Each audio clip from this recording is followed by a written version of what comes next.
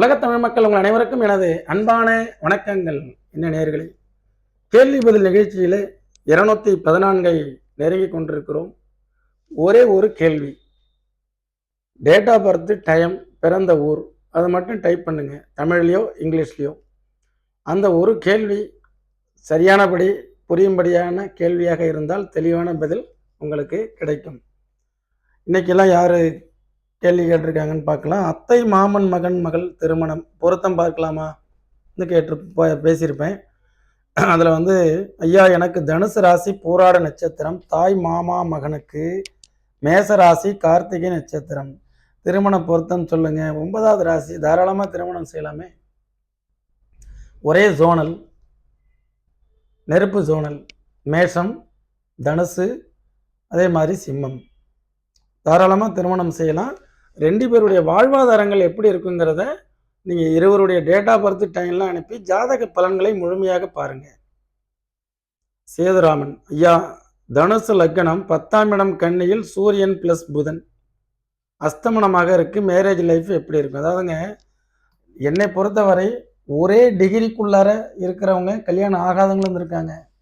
1962 பிறந்தவர், அதே 60 பிறந்தவர் வந்து 58 59 பிறந்தவர் கல்யாணமாகி அவங்க கணவன் மனைவியோடு இன்னும் வாழ்ந்துகிட்டு இருக்காங்க. என்னுடைய தொடர்பில் தான் இருக்காங்க. ஆக எடுத்தோடனே நம்ம இந்த மாதிரி பதில் சொல்ல முடியாது. ஜாதகத்தினுடைய எப்போதுமே டேட் ஆஃப் பர்த் டைம் போட்டு கேட்டிங்கன்னா அந்த ஸ்க்ரீனில் நான் காட்டுவேன், சரிங்களா? தனுஷ் லக்கணத்திலேயே சூரியன் புதன் சேர்க்கை, தர்ம கர்மாதிபதி யோகம் லக்கணத்திலே இருக்கு சாமி. 9 10 கூடையவன் தனுசு லக்கணத்தில் இருந்தால் நல்லது தானே. தனுசு ராசியினுடைய பலவீனங்கள், பொன்பொருள் ஏமாந்தால் பரவாயில்லை, அன்பு காதல் திருமணம் என்று ஏமாற்றி விடுகிறார்கள்.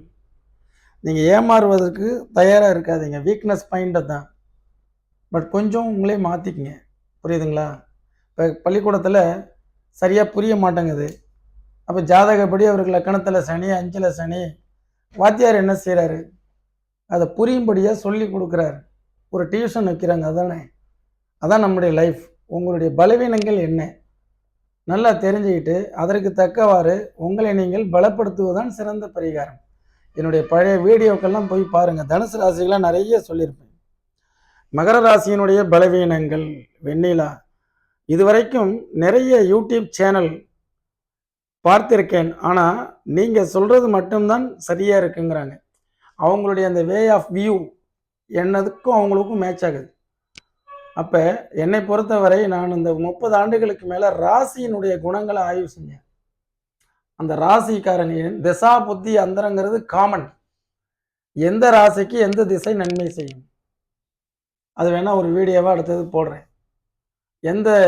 அதாவது மேசம் அப்படின்னா அஸ்வினி நட்சத்திரம், அதுக்கு அடுத்தது சிம்மம் மக நட்சத்திரம், அடுத்தது தனுசு மூல நட்சத்திரம். இந்த 3 ராசியும் ஒரே மாதிரியான திசைகளை எதிர்கொள்வாங்க, புரியுதுங்களா?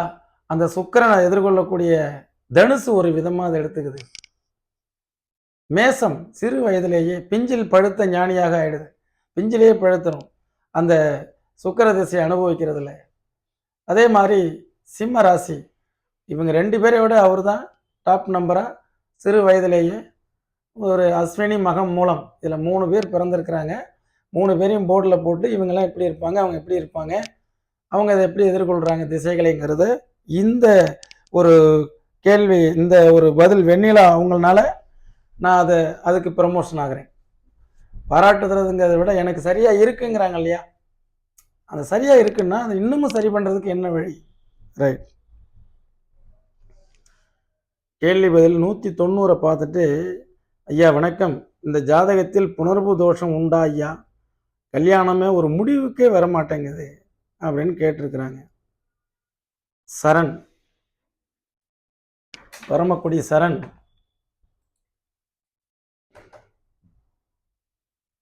உணர்வு தோஷம்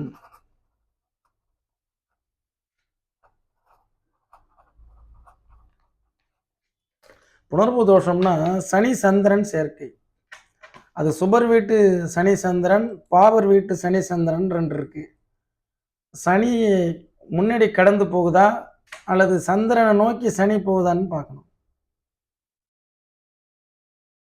29/9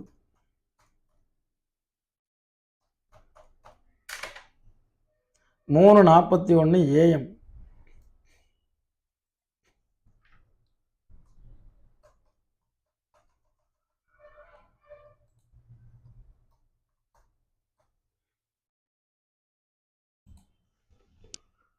பூரட்டாதி நட்சத்திரம் 1ஆம் பாதம் சிம்ம லக்கணம். இப்போ சிம்ம லக்கணத்துக்கு 7ல் சனி ப்ளஸ் வக்ரமாகி சனி சந்திரன் சேர்ந்து அந்த 7ஆம் பாவாதிபதி வக்ரமாகும் பொழுது திருமணம் வந்து இந்த மாதிரி வரணுங்கிறது முடிவே எடுக்க முடியாது. என்னுடைய அனுபவத்தில் நான் சொல்கிறேன். சனி சந்திரன் சேர்க்கை ஒரு விதம். 7ஆம் பாவாதிபதி ரெட்ரோகிராட். இந்த பாவாதிபதி வந்து நமக்கு இணையை துணையை செலக்ட் பண்ணுறதுல பல்வேறு விதமான குழப்பம் அந்த திசை நடக்கும் பொழுது அதான் இன்னமும் அதிகமாகும். இப்போ அவருக்கு அந்த திசை பாருங்கள், 14 வயசுலேருந்து நடக்குது. 24 33 வயசு முடிகிற வரைக்கும் அந்த ட்ரபிள்ஸ் இருக்கும் அவருக்கு. அடுத்தது டேட் ஆஃப் பர்த் கொடுத்துருக்காங்க. அண்ணா வணக்கம், எனக்கு பிள்ளைகளால் நன்மை உண்டா இல்லையா? நல்ல விதமாகத்தான் நான் வளர்த்தேன். இவங்க அடிக்கடி நிறைய டைம் கேட்டிருக்கிறாங்க இந்த கேள்வியை. மோகலூர்லேருந்து நல்லா தான் இப்போ வளர்த்தேன், படிக்க வச்சேன், சம்பாதிக்கிறாங்க, ஆனால் என்னை விட்டு விடுவாங்களோ விட்டு விலகி விடுவார்களோ போல் தெரிகிறது. அதாவதுங்க, நன்கு தெரிந்து கொள்ள வேண்டும். என்னை பொறுத்த வரைக்கும் எங்கள் வீட்டில் 2 செங்குளவிகள் கூடு கட்டியது. எங்கள் வீட்டில் எப்போதுமே எந்த உயிரினங்களுக்கும் அந்த கூடெல்லாம் அழிக்க மாட்டோம். குருவி பாருங்கள், 200க்கு மேற்பட்ட குருவிகள், சிட்டுக்குருவிகள் கூடு கட்டி போச்சு. அதை பார்க்கும்போது நமக்கு சில தத்துவங்கள்லாம் உணர்றோம். அதெல்லாம் என் மனைவி மக்கள்கிட்ட சொல்லிகிட்டே இருப்பேன். அந்த குலைவி என்ன செய்யுது, 2 குலைவி வந்து செம்மண்களை கொண்டு வந்து கிட்டத்தட்ட 21 குலைவி அந்த புழுக்களை உள்ளார வச்சு மூடி நல்ல பேஸ்ட் போட்டு ஒட்டி தெளிவாக அதுக்கு ஒரு அடையாளங்கள்லாம் போட்டு விட்டு போயிடுச்சு. எங்கேயும் பறந்து எங்கேயோ போயிடுச்சு. ஆக நானும் போய் இது எங்கேன்னு கேட்டிங்கன்னா எங்கள் பாத்ரூம்குள்ளார, அவுட்ரு பாத்ரூம்குள்ளார டெய்லி பாத்ரூமுக்கு குளிக்க போகும்போதெல்லாம் பயந்துட்டு இப்போ குலைவி கொட்டிடுச்சுன்னா என்ன பண்ணுறது? நான் ஒன்று ஒன்றா பார்க்க என்ன ஆகிடுது, ஒன்று ஒன்றா டிஸ்சார்ஜ் ஆகி அந்த அந்த குளவிகள் பறந்து வெளியில் போயிட்டு இருக்கு. எத்தனை ஓட்டைகள் என்னன்னா 21 ஓட்டை மொத்தம்.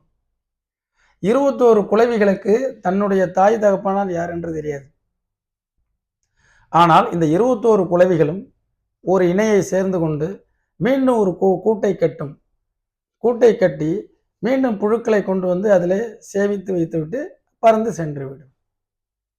ஆக இந்த கதையே நான் உங்களுக்கு சொல்கிறேன்னா, நீ நிறைய டைம் நீங்கள் வந்து இப்போ என்ன கூட டச்சில் இருக்கிறீங்க. ஆக ஒரு ஜோதிடம் என்பது வாழ்வியல் வழிகாட்டி. உங்களுக்கு வந்து ஒரு கடமையை செய், பலனை எதிர்பார்க்காதேன்னு சொல்கிறாங்க இல்லையா? உங்களுடைய கடமை பெற்ற கடமையை நீங்கள் செய்ய பாருங்க. தந்தை மகனுக்கு மாற்றும் கடமை, மகன் தந்தைக்கு ஆற்றும் கடமைன்னு இருக்கு. இந்த கடமைகளில் யாரெல்லாம் மாறுகிறார்களோ அவர்கள் அதை எதிர்வினைகளை அனுபவிப்பார்கள். புரியுதா? இது ஜென்ரல். உங்கள் பையன் உங்கள் ஜாதகத்தில் எப்படி இருக்குன்னு பார்ப்போம். குளவி கதை வந்து எல்லாருக்கும் புரியணும், எல்லாருக்கும் பயனுள்ளதாக இருக்கணும். குளவிகள் மாதிரி நம்ம கடமைகளை செஞ்சுட்டு போய்கிட்டே இருக்கணும். 21/9/77 எத்தனை வருஷம் நம்ம பட்டா போட்டு இந்த உலகத்தில் இருப்போம்? நமக்கு பாஸ்போர்ட்டு எக்ஸ்பயர் ஆயிடுச்சுன்னா அவ்வளோதான், போயிட்டே இருக்க வேண்டியதானே?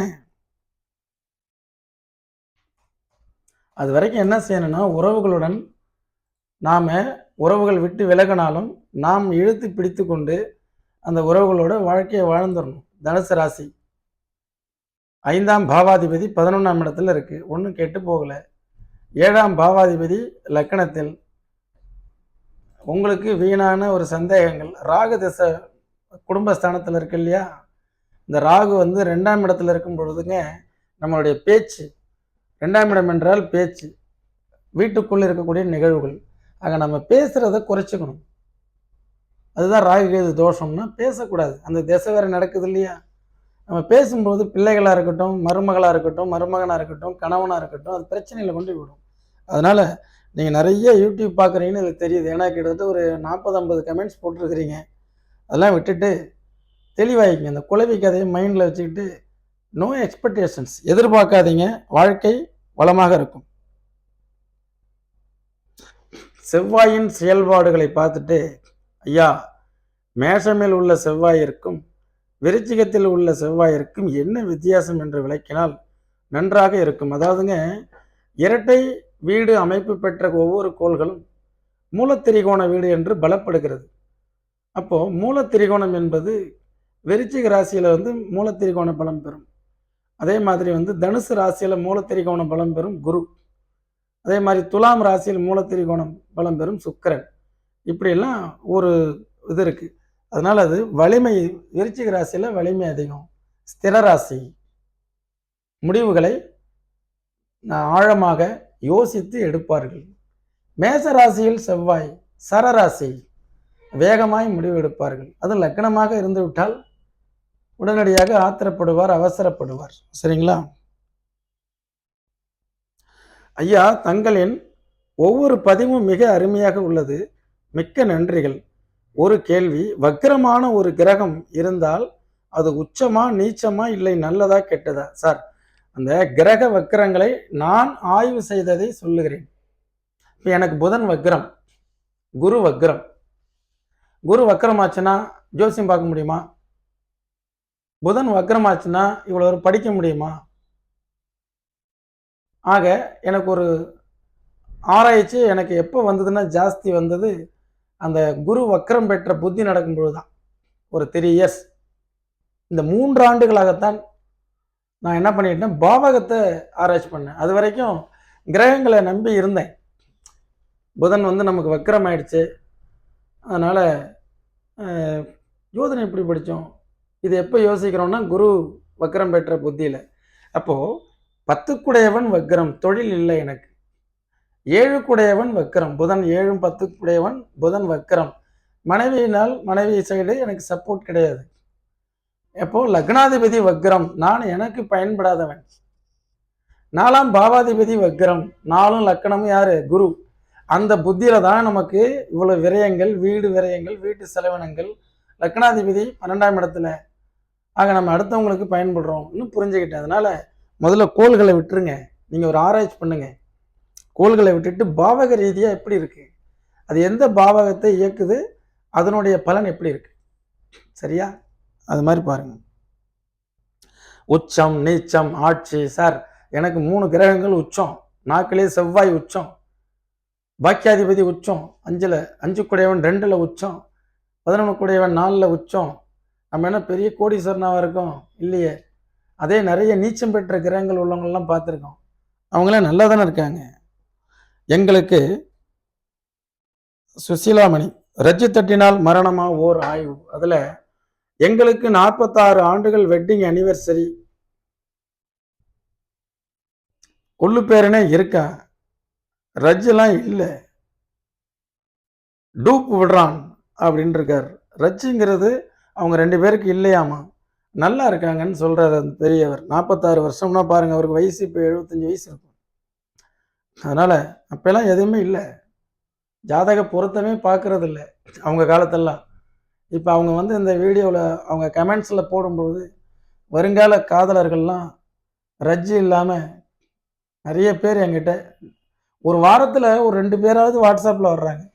ஐயா, நாங்கள் 7 வருஷமாக காதலிக்கிறோம், எங்கள் வீட்டுக்கு பக்கத்தில் போய் பொருத்தம் பார்த்தாங்க, இது பொருந்தாது, ஆண் மரணம் அல்லது பெண் மரணங்கிறாங்க. இதெல்லாம் சொல்லக்கூடாது சாமி, ரிசர்ச் பண்ணுங்க. என்ன sir, import and export business பண்ணலாமாங்க சார்னு கேட்குறான். மிதன லக்கணத்துக்கு அது 9 10 எப்படி இருக்குன்னு பார்க்கணும். அதெல்லாம் டேட்டா பர்த் டயத்தை அனுப்புங்க சாமி. டேட்டா பர்த் சக்திங்கிறவர் கொடுத்துருக்கிறாரு. வேலையில் இருக்கலாமா அல்லது புது கம்பெனி தேடலாமா, அதிக சம்பளத்துக்கு நல்ல பேர் எடுப்பனா புது வேலைக்கு போனான்னு கேட்குறாரு. சார், நல்ல பேர் எடுப்பனான்னா நீங்கள் எப்போதுமே நீங்கள் ஒன்று தெரிஞ்சுங்க, நல்லதே செஞ்சுக்கிட்டே இருங்க, நல்லதே நடக்கும். நல்ல தொடர்பு, நல்ல மனிதர்களுக்கு, நல்ல எண்ணங்கள் பெற்றவர்களுக்கு நல்ல தொடர்பு வரும். புரியுதுங்களா? உங்களிடம் சில குறைகளை வச்சுட்டு நான் நல்ல பேர் எடுப்பேனான்னு கேட்டிங்கன்னா, நல்ல பேர் அப்படிங்கிறது யார்கிட்ட இருக்கு? உங்களுடைய செயல்கள் இருக்கு. நல்ல செயல்களை செஞ்சீங்கன்னா நல்ல பேர் வாங்குவீங்க.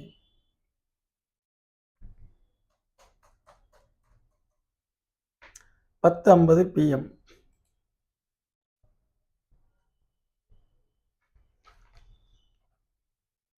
நல்ல பேர் எடுப்பேனா? அந்த மாதிரி கேள்வி கேட்கும்பொழுது நீங்கள் ஒரு நல்ல மனிதராக தான் இருக்க முடியும். சரிங்களா? ஆக இடையில வரக்கூடிய சின்ன சின்ன உங்கள் தேடல்களில் குறுக்கீடுகள் வருதில்ல, அப்போ நீங்கள் ஃபெட்டப் ஆயிடுறீங்க. அப்போ 5ஆம் பாவகம் உங்களுக்கு வீக்காக இருக்கும். லக்கண பாவகம் வீக்காக இருக்கும்.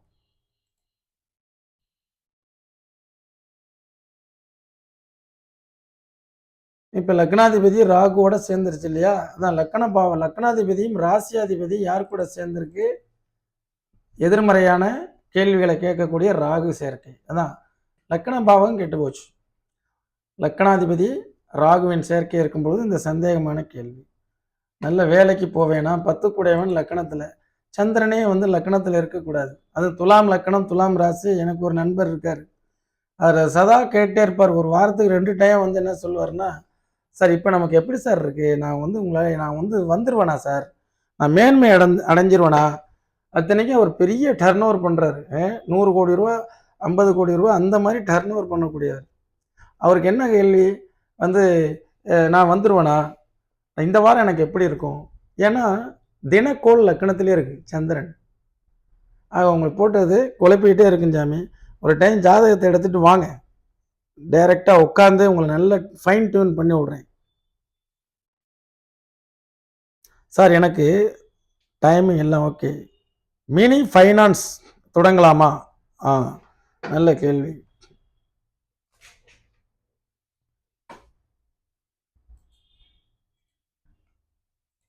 Mini finance 3/11/1998. ஃபைனான்ஸுக்கு 2ஆம் பாவகம், 11ஆம் பாவகம், 5ஆம் பாவகம் இதெல்லாம் நல்லா இருக்கணும் சாமி. 20, 30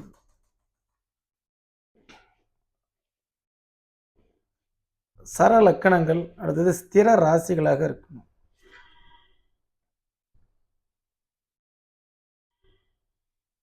ராசி மட்டும் மேசம். மிதுன லக்கணத்துக்கு 10 கூடையவன் குரு. குருவோட தொழில் தான் உங்களுக்கு வந்து ஃபைனான்ஸ். சூரியனுடைய திசை போயிட்டுருக்கு. மேச ராசிங்கிறதுனால செய்யலாம். ஏன்னா உங்களால் தான் அந்த ஸ்ட்ரைட்டாக கரெக்டாக 1ஆம் தேதினா 1ஆம் தேதி எனக்கு வரணும், தெளிவாக வெட்டுன்னு துண்டுரெண்டாக பேசுகிறவங்க மேசராசி.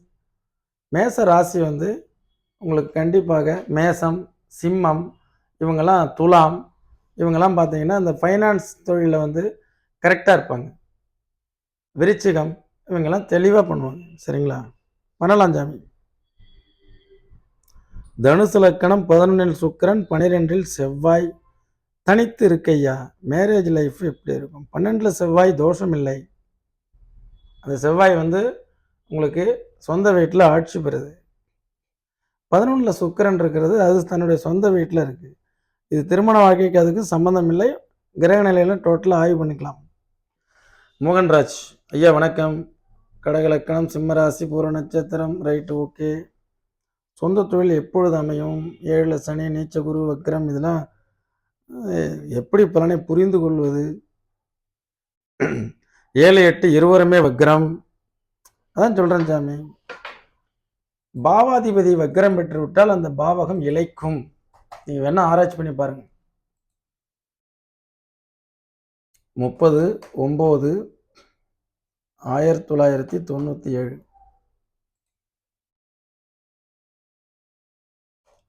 1:40 AM. கடக லக்கணம், சிம்ம ராசி, 7ஆம் பாவாதிபதி வக்ரம். நீங்கள் எதிர்பார்க்குற மாதிரி உங்களுடைய வரன் அமைகிறதுல குழப்பம். ஏற்கனவே உனக்கு ஒரு வீடியோவில் ஒன்று போட்டிருந்தேன் இல்லையா? அப்போது 7 கூடையன் வக்ரம், முடிவே எடுக்க முடியல திருமணத்தில் அப்படின்னு சொல்லி. அதே மாதிரி சொந்த தொழில் அப்படிங்கிறது 10ஆம் பாவாதிபதி 5இல் யோகத்தின் அடிப்படையில் செய்யக்கூடிய துறைகள்லாம் நிறைய இருக்குது. ஜாதகத்தை பாருங்கள், தெளிவாக சொல்கிறேன். சொந்த தொழில் எப்போ அமையும்? செவ்வாயே சொந்த தொழிலுக்கு உண்டானது தான் சாமி. தாராளமாக செய்யலாம். நிறையா உங்களுக்கு வீடியோ போட்டிருக்கேன் கடக லக்கணத்துக்கு என்ன தொழில் செய்யலாம் அப்படின்னு. 6 கூடையவனே 9 கூடையவன். ஆமாம், 6ஆம் பாவாதிபதி நீச வக்ரம், 9ஆம் பாவாதிபதி நீச வக்ரம். 6 கூடையன் கடன், நோய், எதிரிகள் பலம் இழப்பார்கள். 9ஆம் பாவகம் அதிர்ஷ்டம், அதே மாதிரி முன்னேற்றங்கள் உங்களுக்கு தடையாக இருக்கும். இந்த மாதிரி பாவாதிபதிகளாக எடுத்து பார்த்தீங்கன்னா கரெக்டாக இருக்கும். எப்படி புரிஞ்சுக்கிறதுன்னு கேட்குறீங்க. ஒரு நாள் ஒன்று முடிஞ்சால் நேரில் வாங்க. 7ஆம் பாவக ரகசியங்கள். விருச்சிக லக்கணம், ராகு திசை, வாட்டி எடுக்குது, 7ல் ராகு, எந்த பார்வை தொடர்பும் இல்லை. சார் டேட் ஆஃப் பர்த் டயத்தை கொடுக்கலாம்ல சார்? கொடுத்துருக்கிறார். 15/4/2003.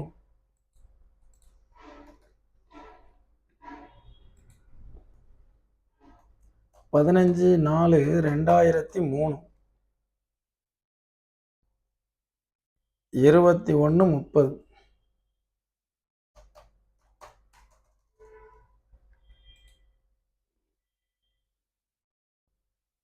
விருச்சிக லக்கணம். உங்களுடைய கேள்வி என்ன?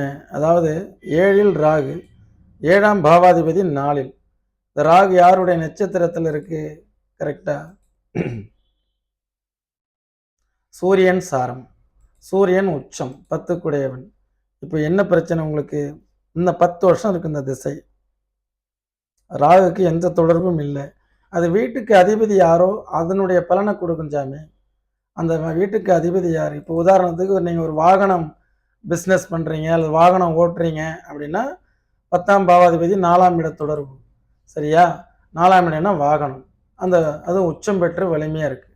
கனரக வாகனங்கள் அந்த செவ்வாய் இருக்கிறனால டிரான்ஸ்போர்ட் எல்லாம் பண்ணலாம். இதெல்லாம் கொஞ்சம் டீப்பாக நான் உங்களுக்கு சொல்கிறேன். ஏன்னா இதில் நீங்கள் பொதுவாக கேட்குற கேள்வி செவ்வாய், குரு, உச்சம், இந்த ராகு திசை, புதன் புத்தி எது நல்லா இருக்குமா ஐயான்னு கேட்டிருக்கீங்க. புதன் அட்டமாதிபதி புத்தி, அது 6ஆம் இடத்துல இருக்கிறது நல்லது தான். ராகுவில் புதன். ரைட். இது வந்து ராகுனுடைய ரிலேட்டடான தொழில்கள். சரியா? 7ஆம் பாவகங்கிறது கம்யூனிகேஷன்ஸ், தொடர்புகள். ஆக இந்த 7ல் ராகு இருக்கும்போது நல்ல தொடர்பு, கெட்ட தொடர்புன்னெலாம் இருக்குது. உங்களுக்கு இது புரியாமல் உங்கள் ராசி அப்படிங்கிறது கன்னி ராசி, அது ஏமாற்றம் அடையக்கூடிய ராசிங்கிறதுனால உங்களுக்கு இந்த வயசில் இந்த ஆர்வத்தோட ஜாதகம் கேள்வி கேட்குறது நல்லது தான். ஒரு நாள் அவசியம் நீங்கள் ஒரு அப்பாயின்மெண்ட் எடுங்க, நான் உங்களுக்கு சொல்கிறேன். ஏன்னா 21 வயசில் நீங்கள் ஜாதகம் பார்க்குறீங்க. ராதிகா இவங்க என்ன சேர்க்குறாங்க? ஃபார் மீ விருச்சிக லக்கணம் சார், குரு வக்ரம் இன் ரேவதி, தட் இஸ் திரிகோணம். Will it be good for saving the money and purchasing gold and properties? அதாவதுங்க, குரு வந்து உங்களுக்கு சொந்த வீட்டில் இருக்கிறார். சரிங்களா? 5ஆம் பாவகத்தில். 5ஆம் பாவாதிபதி வக்ரம். பாவாதிபதிக்கு உண்டான பலன் வேற. 5ஆம் இடத்துல இருக்கக்கூடிய குரு 2-5 கூடியனுடைய யோகத்தின் அடிப்படையில் நீங்கள் கோல்டு தாராளமாக வாங்கலாம். உங்கள் லக்கணத்துக்கு யோகாதிபதி யார்? அது குரு தான். ஆக இந்த மாதிரி தங்கம் என்கிறது வந்து தங்கம், அதே மாதிரி பூமி, காலி இடங்கள், பூமி, இதெல்லாம் வந்து ரொம்ப ஸ்ட்ராங் இன்வெஸ்ட்மெண்ட். ஓகே, எந்த கோல் வக்கரமானாலும் நீங்களும் நானும் தீர்மானிக்க போகிறதில்ல. இந்த கோல்டு, அதே மாதிரி இந்த செவ்வாய்க்கு உண்டான லக்னாதிபதி உங்களுக்கு செவ்வாய், 5ஆம் பாவாதிபதி வந்து கோல்டு குரு. அப்போ லக்னாதிபதி செவ்வாய் ஒரு இடத்த வாங்கி போடுங்க, அது பாட்டுக்கு வளர்ந்துட்டு இருக்கும். சரிங்களா? ஓகே. அதே மாதிரி பார்த்தீங்கன்னா டேட் ஆஃப் பர்த் டைம்லாம் கொடுத்துட்டு பண்ணிங்கன்னா உங்களுக்கு நல்லா யூஸ்ஃபுல்லாக இருக்கும். சார் நேம் வைரமுத்து, டைம், அரசு உத்தியோகம் கிடைக்குமா?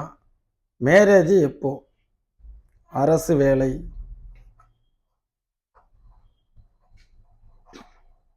கிடைக்குமா?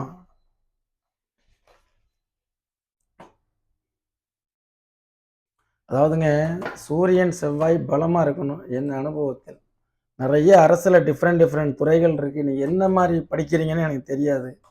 சரிங்களா? அதில் நான் இந்த மாதிரி வந்து எழுதிட்டு இருக்கேன்.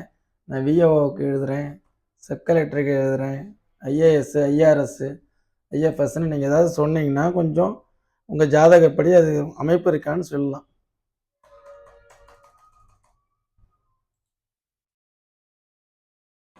தனுசு லக்கணம், 10ஆம் பாவாதிபதி வக்கரமாகி இருக்கு. இப்போ தான் பாவாதிபதி வக்கரத்தை எடுத்துக்கணும். சூரியன் 6ல் போய் மறைஞ்சிருது. சரிங்களா? லக்னாதிபதியும் வக்கரமாகி இருக்கு. ஆக இந்த அரசு உத்தியோகத்துக்கு உண்டான வாய்ப்புகள் குறைவாக இருக்குது. உங்களுக்கு வயசு 29 முடிஞ்சு 30. அதனால் மேரேஜ் எப்போ நடக்கும்? சந்திரனில் ராகு. அந்த குரு புத்தி லக்னாதிபதி வக்கரமாகி இருக்கிறதுனால அப்போ வந்து விரைய செலவுகள்லாம் ஆகும். சரிங்களா? சந்திர திசையில் குரு புத்தியில் பண்ணுறது நல்லது. அரசு உத்தியோகத்துக்கு முடிஞ்ச வரைக்கும் முயற்சி பண்ணுங்க சாமி. அதே நேரத்தில் ஏன்னா அரசு உத்தியோகம் அரசாங்கம் உங்களுக்கு வேலை கொடுக்க தயாராக இருக்குது. அந்த வேலையை பெறுவதற்கு வந்து பார்த்தீங்கன்னா ஒரு 30 இடம் ஃபில் பண்ணோம்னா 3,00,000 பேர் எக்ஸாம் எழுதி அதில் நம்ம வரணும்.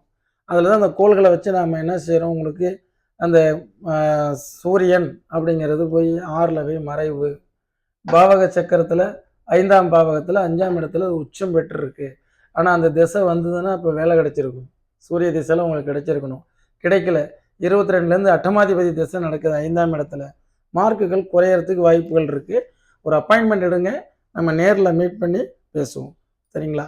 என்ன நேர்களே, கேள்வி பதில் 214 முடித்தோம். மீண்டும் 215 மீண்டும் சந்திப்போம். என்றும் உங்கள் ஜோதிட வாழ்வியல் ஆலோசகராக. நன்றி.